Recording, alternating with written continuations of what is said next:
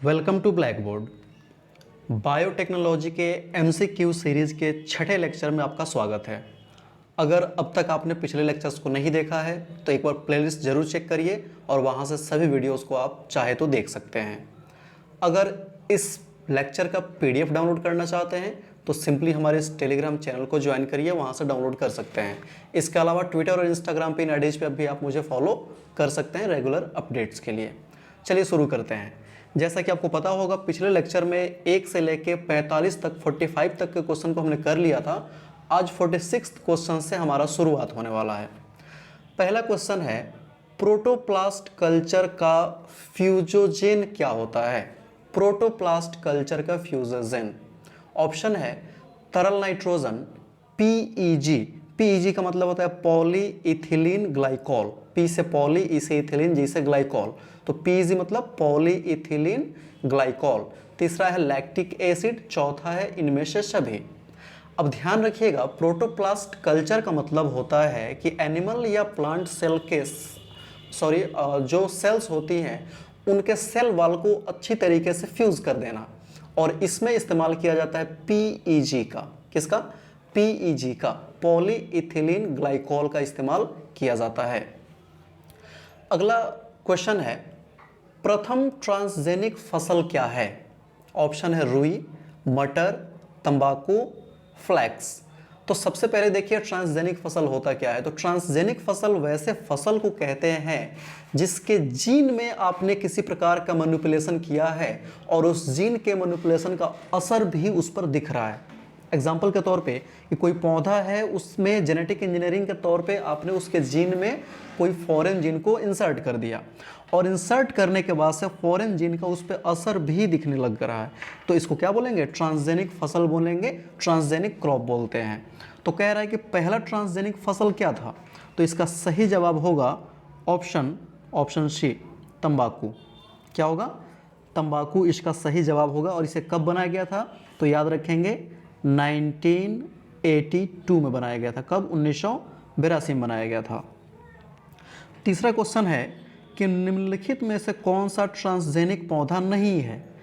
पूछ रहा है कि कौन सा ट्रांसजेनिक पौधा नहीं है, मतलब कौन से पौधे को अब तक हमने जीन मैनिपुलेशन से नहीं बनाया है। ऑप्शन है सोयाबीन, मक्का, गोल्डन राइस और खीरा। ये आपको एग्जैक्टली एनसीईआरटीज़ के जो उसमें नाम फसल के लिखे गए वहाँ से सॉल्व कर सकते हैं। इसका सही जवाब होगा ऑप्शन क्या, बताइए? ऑप्शन डी, खीरा। खीरा ट्रांसजेनिक फसल नहीं है। कई जगह आपको गोल्डन राइस भी देखने को मिल सकता है, लेकिन गोल्डन राइस एक्चुअली में ट्रांसजेनिक क्रॉप होता है क्योंकि उसमें डीएनए मैनिपुलेशन किया जाता है, उसके जेनेटिक मटेरियल में छेड़छाड़ की जाती है क्योंकि उसकी क्वालिटी को हमें ठीक करना होता है।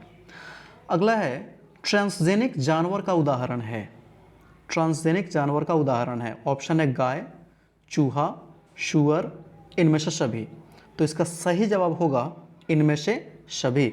जी हाँ, गाय, चूहा, सुअर, इन सब को ट्रांसजेनिक तरीके से हम लोग मॉडिफिकेशन इनमें कर चुके हैं, इसलिए इसका आंसर क्या होगा? ऑप्शन डी, इनमें से सभी। अगला क्वेश्चन है 50 नंबर, निम्नलिखित में कौन सा जीव तकनीक से संबंधित है? ऑप्शन है प्लास्टिड्स, प्लाज्मिड्स, उत्परिवर्तन, हाइब्रिड भिगोर। तो ध्यान रखेंगे कौन सा जीव बायोटेक्नोलॉजी जैव तकनीकी से संबंधित है। तो आपने कईयों बार इसका नाम सुना होगा, प्लाज्मिड्स का बहुत बारी सुने होंगे, इसलिए इसका सही जवाब होगा ऑप्शन बी, प्लाज्मिड्स। अच्छा, आपने बहुत बारी सुना है इसलिए इसका ये आंसर होगा, ऐसी कोई बात नहीं है, लेकिन आपने बहुत सारी किताबें पढ़ी होंगी, बहुत से नोट्स पढ़े होंगे, तो इसमें ज़रूर आपको ध्यान आ रहा होगा कि बायोटेक्नोलॉजी में प्लाज्मिड्स ना हर बार मिलते हैं, तो इस तरीके से भी इसका आंसर आप सेलेक्ट कर सकते हैं। अगला क्वेश्चन है, जैव तकनीक में प्रयुक्त आणविक कैंची होती है? बहुत ही सिंपल क्वेश्चन है, बहुत ही आसान क्वेश्चन है। पहला ऑप्शन है डीएनए पॉलीमरेज, दूसरा ऑप्शन है डीएनए लाइगेज, तीसरा है रेस्ट्रिक्शन एंडोन्यूक्लिएज, चौथा हेलिकेज। क्या मुझे बताने की ज़रूरत पड़ेगी? नहीं ना, फिर भी बता देते हैं। इसका सही जवाब होगा option C, restriction endonuclease. Restriction endonuclease को ही आप आणविक कैंची कहते हैं। अच्छा, एंडोन्यूक्लिएज है, इसका मतलब ये डीएनए के बीच में एक खास जगह से काट सकता है, जहाँ पे पॉलिंड्रोमिक कोड देखने को मिलता है वहाँ से काट सकता है।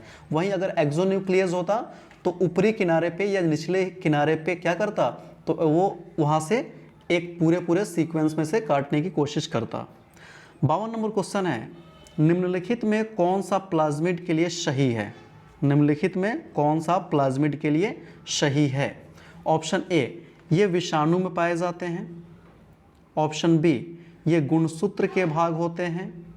ऑप्शन सी, ये जीन स्थानांतरण में सर्वत्र प्रयोग में लाए जाते हैं।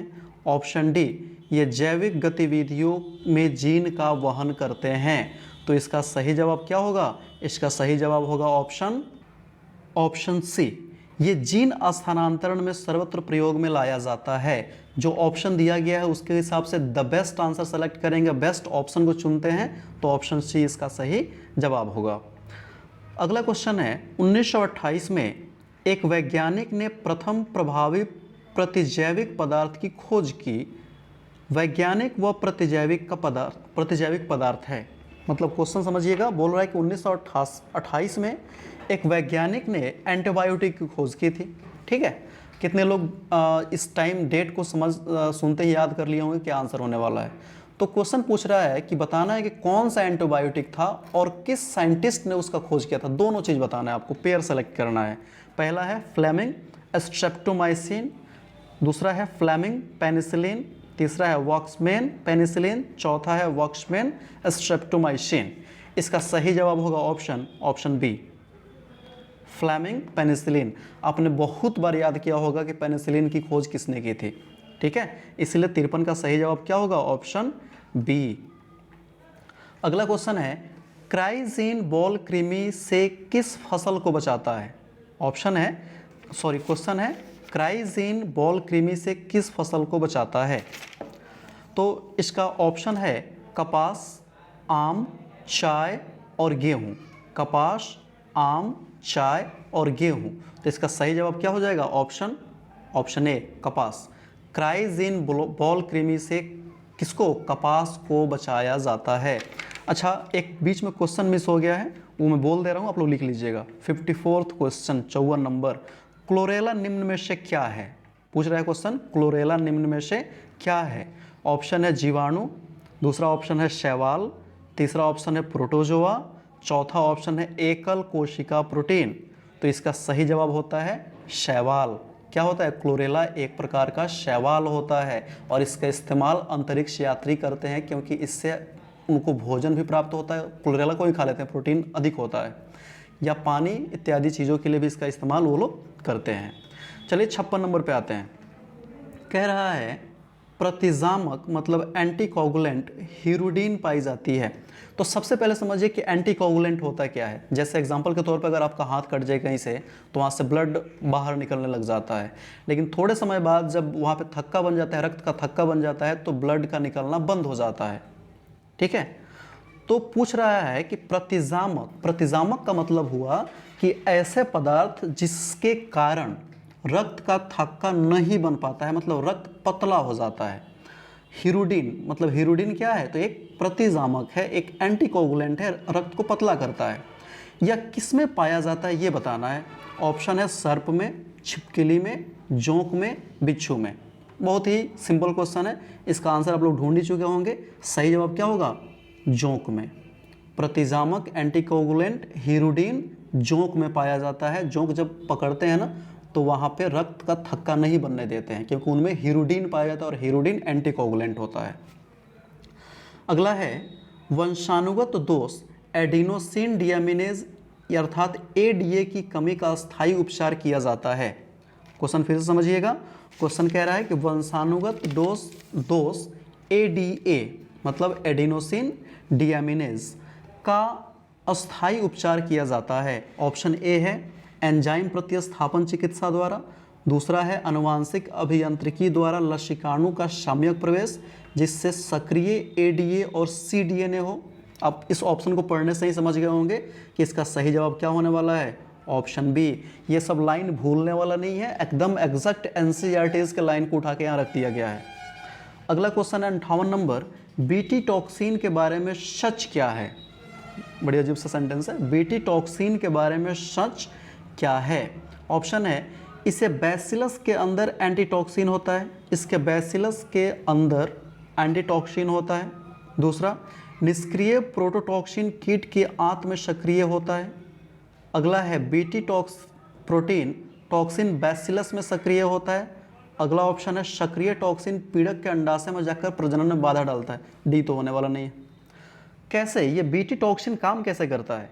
तो यह किसी कीट के आंत में जाता है और वहाँ पीएच के कारण एक्टिवेट हो जाता है और फिर उसको मार देता है। इसका अर्थ है, इसका सही जवाब क्या होगा? ऑप्शन बी, निष्क्रिय प्रोटोटॉक्सिन कीट के आंत में सक्रिय हो जाता है और वो कीट वास्तव में मर जाता है। चलिए 59 नंबर क्वेश्चन देखते हैं, 59th।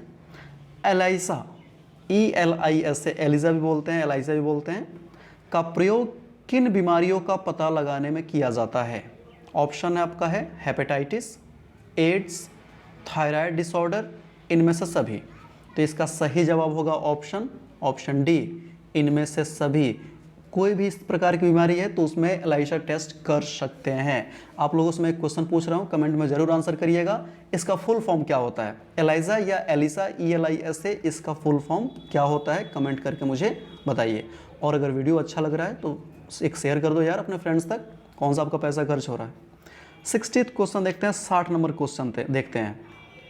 क्वेश्चन कह रहा है ट्रांसजेनिक जंतुओं में, अब बताना है कि जो ट्रांसजेनिक एनिमल्स होते हैं उनमें, पहला ऑप्शन है विदेशी RNA इनके सभी कोशिका में होते हैं। दूसरा, विदेशी DNA इनके सभी कोशिका में होते हैं। तीसरा, विदेशी DNA इनके कुछ कोशिका में होते हैं। और ऑप्शन डी, बी और सी दोनों। तो इसका सही जवाब क्या होगा? इसका सही जवाब होगा ऑप्शन बी, विदेशी DNA इनके सभी कोशिकाओं में होते हैं। किन में? तो ट्रांसजेनिक एनिमल्स में। चलेगा। अगला क्वेश्चन है 61 नंबर क्वेश्चन, अल्जाइमर रोग मनुष्य में निम्न में से किसकी कमी से होता है? अल्जाइमर रोग मनुष्य में किसकी कमी से होता है? अच्छा, अल्जाइमर को पता है एक और रोग कहते हैं, भूलने की बीमारी। भूलने की बीमारी को ही क्या बोलते हैं?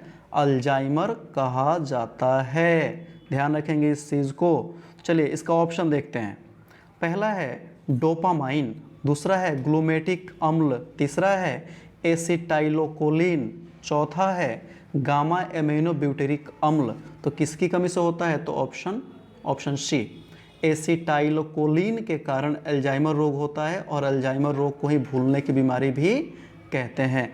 अक्सर जो उम्रदराज लोग होते हैं जिनकी उम्र अच्छी खासी हो जाती है उनमें ये बीमारी कॉमन हो जाती है, भूलने की बीमारी आम हो जाती है। 62 नंबर क्वेश्चन है, एक ट्रांसजेनिक फसल में निम्न के लिए जीन होते हैं, मतलब ट्रांसजेनिक फसल में जो जीन होते हैं वो किस में सहायक होते हैं? ऑप्शन ए, नए प्रोटीन के संश्लेषण में। ऑप्शन बी, एंटीबायोटिक के प्रति प्रतिरोध में। ऑप्शन सी, एंटीबायोटिक्स के लिए एंजाइम के निर्माण में। ऑप्शन डी, इनमें से सभी। तो सही जवाब क्या होगा? ऑप्शन डी, इनमें से सभी। क्योंकि ऐसे सभी क्वेश्चंस को ऑलरेडी हम लोग पिछले लेक्चर में डिस्कस कर चुके हैं, इसलिए अगर आपने नहीं देखा है तो इसको कंप्लीट करने के बाद उसको ज़रूर देखिएगा। और ध्यान रखिएगा 2 चैप्टर है, भले लगता है बायोटेक्नोलॉजी 2 चैप्टर है, लेकिन इससे 18 नंबर का मोटा मोटी क्वेश्चन आपसे पूछा जा सकता है बिहार बोर्ड के अगर हैं तो। और साथ में कम्पिटेटिव एग्जाम में भी जाते हैं तो इससे क्वेश्चन अच्छे खासे आते हैं। और जब इससे क्वेश्चन आते हैं तो ज़्यादातर लोग कहते हैं कि पता नहीं कहाँ से क्वेश्चन आ गया था। भाई बायोटेक्नोलॉजी क्वेश्चन है, 2 ही चैप्टर है, उसी से पूछा जाता है। अगला क्वेश्चन देखते हैं 63 नंबर क्वेश्चन कह रहा है मोनोक्लोनल एंटीबॉडी प्राप्त की जाती है। पहला है एक प्रतिजन के एक पैतृक से, एक प्रतिजन के लिए भिन्न पैतृकों से, अनेक प्रतिजनों के लिए एक पैतृक से, और लास्ट ऑप्शन है अनेक प्रतिजनों के लिए अनेक पैतृक से। तो इसका सही जवाब हो जाएगा ऑप्शन बी, एक प्रतिजन के लिए भिन्न पैतृकों से मोनोक्लोनल एंटीबॉडी प्राप्त की जाती है। 64वां है सोमैटिक संकरण का कार्य किया जाता है। सोमैटिक संकरण का कार्य किया जाता है। ऑप्शन है प्रोटोप्लास्ट के फ्यूजन द्वारा, दूसरा है अर्धगुणित परागकोश द्वारा, अगला है कोशिका के कल्चर द्वारा, अगला ऑप्शन चौथा ऑप्शन है परागकण के कल्चर द्वारा। तो सोमैटिक संकरण जो होता है इसमें पहला ऑप्शन सही होता है, प्रोटोप्लास्ट के फ्यूजन द्वारा सोमैटिक संकरण का कार्य किया जाता है। ठीक है। और प्रोटोप्लास्ट का फ्यूज़न क्या है, इसको जस्ट हमने पहले नंबर पे क्वेश्चन पे ही इसको डिस्कस किया है, तो वहाँ मुझे उम्मीद है आपने देख लिया होगा। अगला क्वेश्चन देखते हैं 65 नंबर क्वेश्चन। इनमें कौन क्राइजिन फसल को छेदक से बचाता है? इनमें कौन क्राइजिन फसल को छेदक से बचाता है? ऑप्शन है क्राई 1AC, दूसरा है क्राई 2AB, तीसरा है क्राई 1AB, इनमें से सभी। अब देखिए क्राई 1AC और क्राई 2AB ये दोनों कपास में उपयोगी होते हैं, जो मुकुल कृमि होते हैं ना उनको कंट्रोल करने के लिए ज़रूरी होते हैं। लेकिन मक्के को छेदक रोग से बचाने के लिए उपयोग होता है क्राई 1AB का, इसलिए 65 का सही जवाब क्या होगा? Option a cry 1AB। 66 number question देखते हैं। एडिनोसिन डियामिनेज की कमी को किस प्रकार दूर किया जा सकता है? क्वेश्चन है एडिनोसिन डियामिनेज की कमी को किस प्रकार से दूर कर सकते हैं? देख रहे हैं ना, एनसीईआरटी का मोटा मोटी हर लाइन से क्वेश्चन है।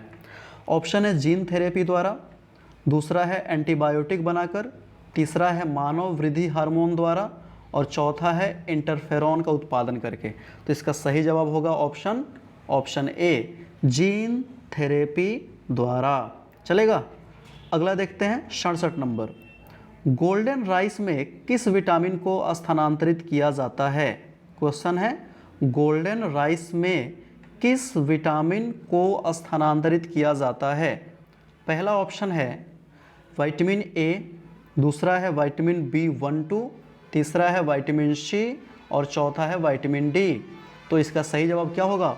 Option A vitamin A. Golden rice में विटामिन ए को के लिए उपयोगी गोल्डन राइस को बनाया जाता है। अगला क्वेश्चन है 68 नंबर। निम्न में से कपास का वाल वर्म है, मतलब जिससे सुरक्षा उसकी हो सकती है। तो ऑप्शन आपका इसमें है क्राई 1AC, दूसरा है क्राई 2AB, तीसरा है क्राई 1AB और चौथा है क्राई 1AC और क्राई 2AB। इसका सही जवाब क्या होगा? ऑप्शन डी क्राई 1AC और क्राई 2AB। ये दोनों कपास के वॉलवर्म के लिए उपयोगी होते हैं कंट्रोल करने के लिए। 69 नंबर क्वेश्चन देखते हैं। जैव डकैती निम्न में से किससे संबंधित है? ऑप्शन है पारंपरिक ज्ञान, दूसरा है जैव अणु तथा जैव संसाधन या जैव संसाधनों से जीन को निकालना, तीसरा है जैव संसाधन, चौथा है उपरोक्त सभी। तो इसका सही जवाब होगा ऑप्शन डी उपरोक्त सभी। चलिए अगला देखते हैं 70 नंबर क्वेश्चन। कह रहा है निम्न में से किसके द्वारा कीटनाशी पायरेथ्रम बनाया जाता है? क्वेश्चन है निम्न में से किससे कीटनाशी पायरेथ्रम बनाया जाता है? पहला ऑप्शन है साइमोपोगोन, दूसरा है ट्रेफोसिया, तीसरा है क्राइसेंथीमम और चौथा है विटोवेरिया। तो सही जवाब होगा ऑप्शन सी क्राइसेंथीमम से बनाया जाता है। 71 नंबर क्वेश्चन है निम्नलिखित में कौन सा पर अनुवांशिक कुत्ता है? तो इसका सही जवाब होगा ऑप्शन सी डॉगी। ठीक है, ये याद रखना काफ़ी आसान भी है। 72 प्राकृतिक अनुवांशिक अभियंता है। ऑप्शन है बैसिलस सबटिलस, सीडोमोनास प्रजाति, इस्चुरिचिया कोलाई और एग्रोबैक्टीरियम ट्यूमिफेशियंस। इसका सही जवाब होगा ऑप्शन डी एग्रोबैक्टीरियम ट्यूमिफेशियंस। 73 पहली ट्रांसजेनिक फसल थी। ये क्वेश्चन आज के लेक्चर में ही दोबारा आ रहा है। सही जवाब क्या होगा? ऑप्शन डी तंबाकू। 74 नंबर क्वेश्चन देखिए। तेल अधिप्लाव मतलब छलकन जिसको बोलते हैं के जैव उपचार में सफलतापूर्वक उपयोग की जाने वाली अनुवांशिकता इंजीनियरित सूक्ष्मजीव स्पीसीज है। पहला स्यूडोमोनास, दूसरा है ट्राइकोडर्मा, तीसरा है जैथोमोनास और चौथा है बैसिलस। तो इसका सही जवाब क्या होगा? Option A Pseudomonas. इसका उपयोग किया जाता है तेल अधिप्लवन या ऑयल स्पिल जिसको इंग्लिश में बोलते हैं उसको ठीक करने के लिए। चलिए 75 नंबर क्वेश्चन देखते हैं। क्वेश्चन है पौधों में निमेटैडों से होने वाले रोगों को जैविक नियंत्रण निम्नलिखित में से किसके द्वारा कारगर सिद्ध होता है? 75 क्वेश्चन फिर से। पौधों में निमेटैडों से होने वाले रोगों को जैविकीय नियंत्रण निम्नलिखित में से किसके द्वारा कारगर सिद्ध हुआ? तो इसका सही जवाब होगा ऑप्शन डी पैसिलोमाइसिस लिलैसिनस। याद रहेगा ऑप्शन डी स्पेसिलोमाइसिस लिलेसिनस। 76 नंबर क्वेश्चन है कृषि जैव प्रौद्योगिकी में प्रयुक्त होने वाली तकनीक, पहला है उत्तक संवर्धन, दूसरा है रूपांतरण, तीसरा है पादप प्रजनन, चौथा है डीएनए प्रतिलिपिकरण। तो सबसे ज़्यादा प्रयुक्त होती है पहला ऑप्शन उत्तक संवर्धन। 77 है जैव प्रौद्योगिकी द्वारा निर्मित औषधि जिसका उपयोग कैंसर निदान में किया जाता है, ऑप्शन है इंटरफेरॉन, HGH, TSH, इंसुलिन। तो सही जवाब होगा पहला ऑप्शन इंटरफेरॉन। 78 नंबर क्वेश्चन है सोमा क्लोनी विविधताएं होती हैं, सोमा क्लोनी विविधताएं होती हैं, पहला ऑप्शन है उत्परिवर्तन कारकों द्वारा उत्पन्न, दूसरा गामा किरणों द्वारा उत्पन्न, तीसरा उत्तक संवर्धन से निर्मित, चौथा लैंगिक जनन के समय उत्पत्ति से। तो इसका सही जवाब होगा ऑप्शन सी, उत्तक संवर्धन द्वारा निर्मित जो विविधताएं हैं उसी को सोमा क्लोनी विविधता भी कहते हैं। अगला ऑप्शन है क्वेश्चन है 76 नंबर एथेनॉल के औद्योगिक उत्पादन में प्रयुक्त होते हैं, एथेनॉल के औद्योगिक उत्पादन में प्रयुक्त होते हैं, ऑप्शन है लैक्टोबैसिलस, दूसरा है एजोबैक्टर, तीसरा है पेनिसिलियम, चौथा है सैक्रोमाइसीज। तो सही जवाब होगा ऑप्शन सी सैक्रोमाइसीज। ध्यान देंगे, थोड़ा नाम याद करना मुश्किल होता है लेकिन 2-3 बार पढ़ेंगे या वीडियोस को देखेंगे ठीक हो जाएगा। 80 नंबर क्वेश्चन है कीट प्रतिरोधी पारजीनी कपास का निर्माण किसके डीएनए टुकड़े को प्रवेश करा के किया जाता है, ऑप्शन ए है कीट, दूसरा ऑप्शन है एक जीवाणु, तीसरा कपास से संबंधित जंगली संबंधी से, चौथा है एक विषाणु से। तो सही जवाब होगा ऑप्शन बी एक जीवाणु से। 81 नंबर क्वेश्चन है जीन क्लोनिंग के समय जीन टैक्सी किसे कहते हैं, ये पिछले लेक्चर का क्वेश्चन है, प्लाज्मिड को कहते हैं, आपने नहीं देखा है तो देख लीजिए एक बार। 82 नंबर क्वेश्चन है सूक्ष्म प्रजनन में कराया जाता है, ऑप्शन पहला अलैंगिक प्रजनन, दूसरा समान आनुवांशिक गुणों वाले पौधे, तीसरा लैंगिक प्रजनन, चौथा ए और बी दोनों। इसका सही जवाब क्या होगा ऑप्शन डी ए और बी दोनों। चलिए 83 नंबर क्वेश्चन देखते हैं किससे कृत्रिम बीज का निर्माण होता है, ऑप्शन है कायिक भ्रूण, दूसरा है बहुभ्रूण, तीसरा ए और बी दोनों, चौथा इनमें से कोई। देख रहे हैं सब क्वेश्चन पूछा हुआ है, तो इसका सही जवाब होगा ऑप्शन ए कायिक भ्रूण। कायिक भ्रूण से कृत्रिम बीज का निर्माण होता है। 84 निम्न में परजीवी जंतु कौन सा है, ये कई बार क्वेश्चन आ चुका, पिछले लेक्चर में भी आया था, आज भी आया था, तो इसका आंसर मैं नहीं बताऊंगा, आप खुद से बना लीजिए। 85 है पीसीआर से जांच होता है, ऑप्शन ए, अच्छा पीसीआर का फुल फॉर्म क्या होता है एक बार कमेंट करके जरूर बताइएगा, HIV का, दूसरा कैंसर का, तीसरा क्षय रोग का, चौथा हैजा का। तो सही जवाब होगा ऑप्शन ए HIV का। 86 नंबर क्वेश्चन है प्रत्येक पादप कोशिका से पूर्ण पौधा बन सकता है, इस गुण को क्या कहते हैं, प्रत्येक पादप कोशिका से एक पूर्ण पौधा बन सकता है, इस गुण को क्या बोलेंगे, तो इस गुण को टीटोपोटेंसी बोलते हैं। क्या बोलते हैं, टीटोपोटेंसी, ऑप्शन सी सही जवाब है। 87 नंबर क्वेश्चन है वीर्य को किसमें हिमकृत किया जाता है, ये बहुत सिंपल क्वेश्चन है, तरल नाइट्रोजन में। 88 है प्रोटोप्लास्ट कल्चर का फ्यूजोजेन होता है, तो इसका सही जवाब होगा PEG, इसको ऑलरेडी हम लोग डिस्कस कर चुके हैं। 89 है 95% से भी अधिक ट्रांसजेनिक जंतु हैं, कौन सा, तो चूहा, NCERT का सीधे सीधे क्वेश्चन है। 90 है सर्वप्रथम क्लिनिकल जीन चिकित्सा का उपयोग किसके लिए किया गया था, तो एडिनोसिन डीएमिनेज की कमी को ठीक करने के लिए किया गया था। अगला है फ्लेवर सेवर क्या है, ध्यान रखिएगा, फ्लेवर सेवर एक परजीवी टमाटर का नाम है, नाम सुनकर कुछ और ही लगता है, तो फ्लेवर सेवर क्या है, एक परजीवी टमाटर का नाम है। 92 नंबर क्वेश्चन है सर्वप्रथम निर्मित परजीवी गाय का नाम क्या था, पिछले लेक्चर में इसको ऑलरेडी डिस्कस किया गया है, फिर भी बता देते हैं, ऑप्शन डी रोजी, इसका नाम था रोजी। आई होप आपको ये लेक्चर काफ़ी हेल्पफुल लगा होगा। Thank you for watching, thank you very much.